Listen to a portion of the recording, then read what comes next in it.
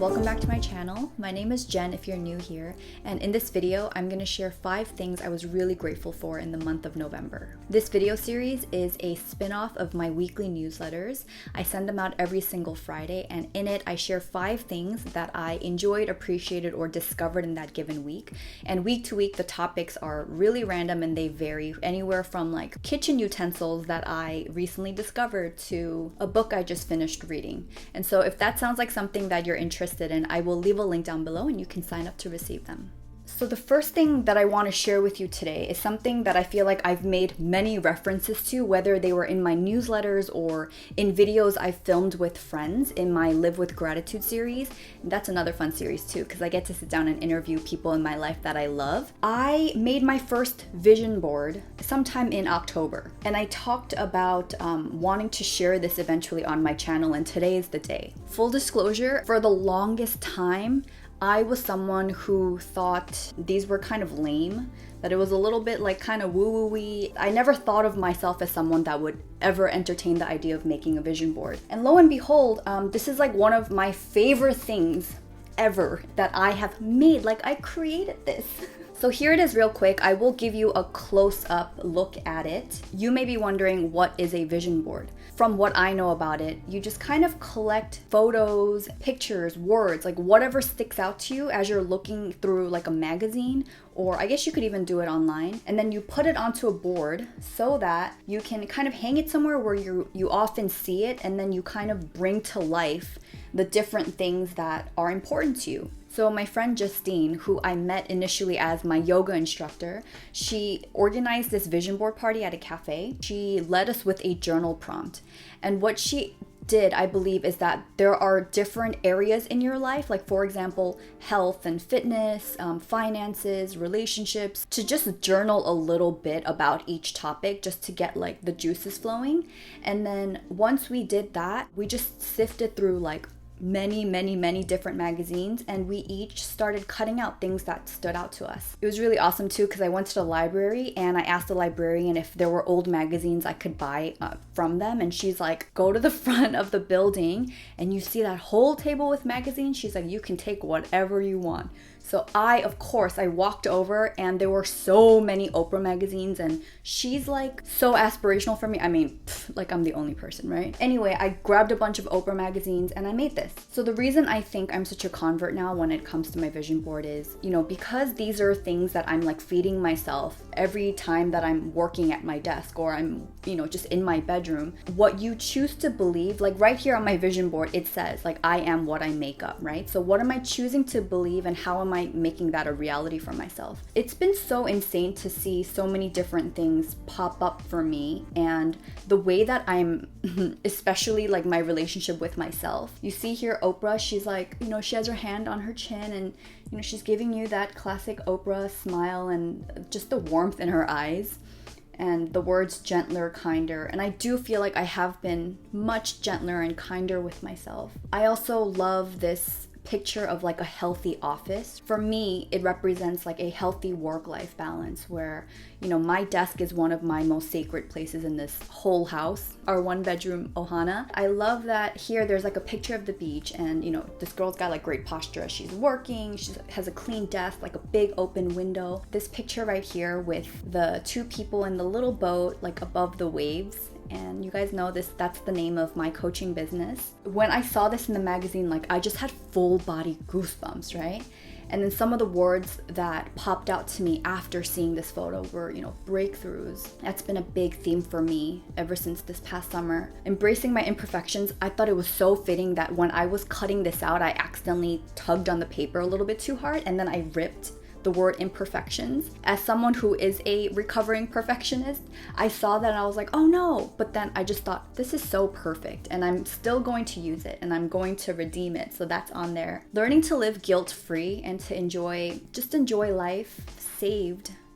I'm saved. This represents my faith too. Welcome to you is me getting in touch with like my true self and shedding all these limiting beliefs and lies that I've held onto about myself. I had to cut out a picture of a girl doing yoga, and it says to be still right under her. And yoga has taught me so much about myself and my relationship with God, my relationship with my body and my mind. What else? I love the picture here of like the two women with their hands on each other's back, like holding each other up and supporting, because I'm all about that within my friendships and the people that I want to serve. Even this whole like natural beauty thing, like I'm just always drawn to like very like classic, timeless, elegant beauty. Constantly seeing natural beauty, natural beauty. I feel like that kind of fed into my desire to like want to be more comfortable in my own skin and not to cover up my acne and all of that. And then one example that has been really standing out for me is, I think it was 2 Saturdays ago, and I talked about it in my newsletter. I am so not spontaneous when it comes to going to the beach, especially because, you know, afterwards I gotta clean off the sand and vacuum and do laundry, and it's like this whole process for me. I decided that day, with the help of Brandon and my friend Justine, we decided to go to the beach to catch the sunset. I was in clean clothes and I sat on the sand without a towel, and I had sand going out my butt, and I just felt like this lively child and just felt so free, and you know, just soaking in the sunset and watching the waves and just being immersed in gratitude that I get to be here and be alive and enjoy that. That was like one of like my favorite moments this year. And I came home and I was looking at my vision board and I saw this quote up here that said, you know, sometimes when you plan a little less, you experience a little more. It's a quote from Oprah, and right underneath there are 2 girls in front of the sunset or the sunrise, and they're holding hands. And I immediately took a picture and I sent it to Justine. I'm like, oh my gosh, I just manifested what my vision board has been telling me. This is so simple. It costs like barely nothing to make. I mean, Justine brought like an old piece of cardboard. She brought glue sticks. We had like magazines that we didn't even pay for. And this just keeps breathing so much life and encouragement to me. So I would highly recommend you guys make one. So gratitude number 2, my AirPods Pro. Upright like this is probably the size of the regular AirPods case.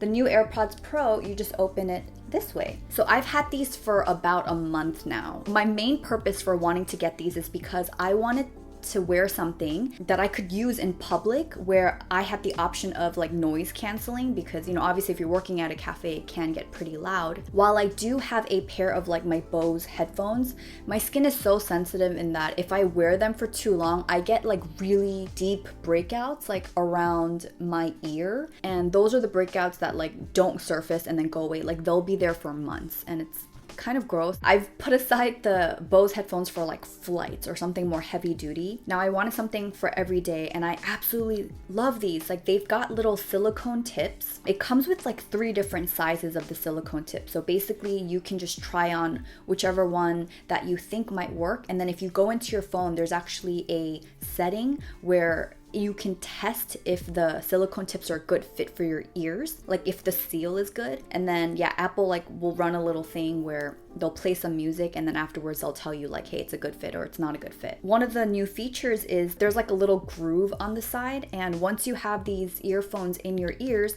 you can press that and it will shift from transparency mode to noise cancellation. Me personally, I don't like to not be aware of my surroundings if I'm like moving about. You can press this little button and you can switch from being able to hear everything around you like a regular pair of AirPods, and then you can switch it over to noise cancellation, and then you kind of drown out the background noise. So compared to like my Bose headphones, I mean, even with the Bose, after a while, like you can kind of hear a little bit of what's going on around you, but I think for in-ear earbuds like this, the noise cancellation is pretty damn good. There was one time, and I feel like this really like sealed in the deal for me for how much I love these, is I was in Costco and I was grocery shopping, and obviously I had it on transparency mode, but then I got online and it was quite a long line.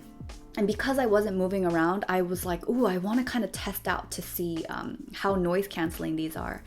And okay, I'm online, there's a ton of people, really loud, and then I pressed the little groove and then it switched to noise canceling, and I swear to you, I felt like I was in a movie scene where everyone's talking and all of a sudden it was like quiet. Everyone just like shut up at once. And I was standing in line with my cart and I just had like full body chills and I was by myself. God, I wish Brandon was there, but I like looked around like, I personally think it's worth I think it's an extra $100 from the regular AirPods. I don't know, for my needs, it's perfect. So number 3 is a letter that my husband wrote to me on my birthday last week. I turned 34. So it says, "Happy birthday, my love. I'm so thrilled about our life here. Even if we aren't where we could be in terms of our earnings, the progress you've made lately on holding space for yourself and sorting out your thoughts and feelings have been more amazing and valuable than a ton of gold. That means we can sort the truth out together much better. We already tend to add value as a couple, but boy, I'm just so excited that we are continuing to go down that path. I'm also excited about your determination to get messy. I can see how this only adds to all the progress. Thank you for all this and for being a world-class cheerleader for me. It encourages me and I want to keep making you proud. Please keep letting me know how I can be a better husband to you and let's have a good day." So the funny thing is, as soon as I read this letter, I was like, oh my gosh, I love that. And he was like, really? He wasn't very proud of it, but it's important to me for these next few reasons that I'm going to share. And it really hit home because 1, I've been really working on myself and I felt like he acknowledged that and he really expressed like how proud he's been of me. Not that I need him to be proud of me. I really wanted it. I really wanted him to be proud of me. I think where it's been most evident for him especially is in some of the arguments we've had recently where I do feel like I'm a different person in the way that I engage in these arguments. At my lows, I'm very volatile and I can't control my emotions, and if it gets too intense for me, like I cannot be in the same room with him. Like I have to leave. And sometimes like I'll do it in a really rude way. I'll just get up and just get away to get some space. And I really do think the yoga and meditation has helped with this, but it's just being able to sit with that discomfort, to know that I can be there. Like I don't have to try to escape whatever emotion that I'm feeling. And I remember there was one time where Brandon actually stormed off on me and I went after him and I was like, I really want to continue talking this with you. It was really tough and really hard. And even then he was like, okay, well, that's great for you. And I think what he wanted was for me to extend an invitation like, hey, I really want to talk to you. Will you come join me? And because I'm not very well versed in expressing myself in like a very emotionally charged environment, once he was like, well, that's good for you that you want to talk, I was like, oh crap, okay, maybe I should ask him. And then I asked him to come back into the kitchen so we can sit and talk, and he put down whatever he was doing and he came back. I think I'm really learning how to like let go of like this pride that I have because of some of the wounds that I still struggle with, that I feel like I'm constantly trying to defend myself, especially when it comes to Brandon. I think my internal dialogue with myself has changed. Like even when I feel really embarrassed or hurt or really upset, like I will sit there and let myself feel those things and even tell myself, I noticed that you're upset, or I noticed that you're angry, and that's okay. Let's try to understand what you're angry about. And I'm kind of like being my own therapist or like coaching myself through this. And as I'm doing this, I feel like the words that I'm choosing to say to Brandon has really shifted as well, where it's not one of blame, but it's kind of like, hey, here's my situation, or here's what I acknowledge about what you're doing. And I wish it was like a step-by-step thing that I could list out for you right now, but it's been so transformational. And the fact that he addressed that in this letter was so powerful to me. Like even him saying like, me being able to do that has been more amazing and valuable than a ton of gold. And I love gold. This letter also just really highlights how patient he's been with me. Ever since the summer, I've really asked him for some space because I wanted to get to a place by myself where I could show up authentically and excitedly and not, look at YouTube or content creating or coaching as like this thing of like, I have to show up and perform, and every time after I do, I just criticize myself so hard and I like beat myself down and just end up bruised, and it just takes so much longer for me to get up and do it all over again. I wasn't even able to articulate this even a couple months back, but Brandon was like, okay, you know what? I'm gonna trust you, and I'm gonna trust that whatever you're trying to do in this process is what you think is best for you. And he's been so supportive of me and everything that I want to try. That's what I see when I look at this letter. I love that the last sentence in this letter was, says, "Please keep letting me know how I can be a better husband to you." That is something that he's always wanting to learn. He's always saying that to me, and I just think that's so amazing that he still wants to try and be better, and he just basically wants me to be more direct and assign him with like, hey, here is how I would feel really loved, and he's so open to that. So I'm so thankful for that. And then lastly, like, I'm so thrilled about our life here is the first sentence that he started with. And I'm so thrilled about our life here. I guess I'm just like letting this mindset abundance of all the beauty and opportunities around us, just opening myself up to them instead of like guarding myself and shooing opportunities without even realizing it because of my own insecurities. So anyway, I'm super grateful for this love letter.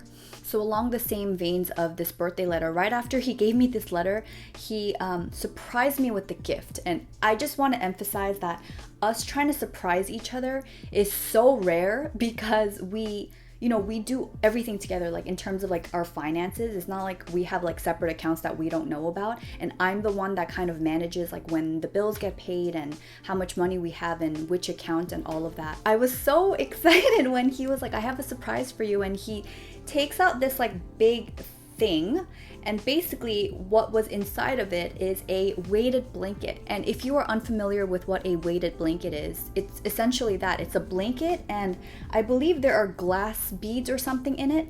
It's right here, which is what I'm touching. So because it's weighted, when you have it over your body when you're sleeping, it's supposed to help you sleep deeper, and it's supposed to help with anxiety because it just feels like a big hug. You're supposed to get like 10% of your body weight. So this blanket, I think Brandon was telling me that it was either a 10-pound blanket or a 15-pound blanket.